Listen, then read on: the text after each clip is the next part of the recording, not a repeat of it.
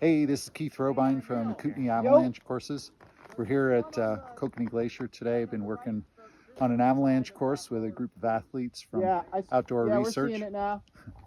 And they're just getting ready for a film shoot, but I wanted to talk a little bit about the snowpack. It's been really interesting start of the winter. Things are actually getting pretty good in terms of skiing right now. And we've been tracking what we call a persistent weak layer that was laid down in the middle of November. We had a whole bunch of dry weather, and during that period surface hoar formed on the top of the snowpack, and now it's been buried.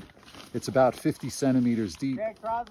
People have been experiencing a lot of cracks and woofing when the snowpack is settled, but we haven't had a ton of avalanches on that layer.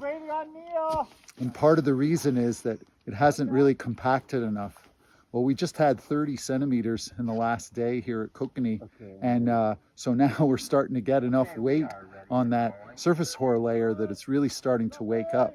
And I don't know if you can see behind me, but we've been getting all these sympathetic releases. Very cool. And I don't know if you can tell, like, as they're coming down, there's lots of little avalanches on the steep rolls that are breaking, like in some cases 5 meters away, but in other cases they're breaking like, 50 meters away. We're seeing cracking and small avalanches coming off. Hey, this is Keith Robine again from Kootenai Avalanche courses. We've been talking about this persistent weak layer that was laid down around November 21st, 22nd. It hasn't been super active except causing a lot of cracking and woofing.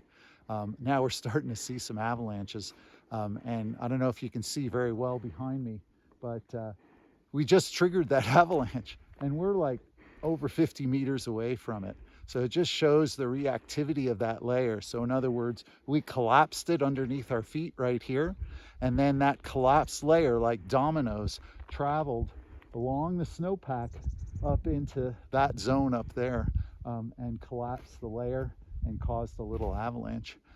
We've also been talking about choosing the right terrain for the conditions, and today we're staying out of big avalanche terrain because obviously we have this instability and it would be super dangerous. So we're avoiding all of that kind of terrain up there or anything similar, and we're sticking to lower angled slopes that are generally under 30 degrees and having a great time because the skiing's amazing.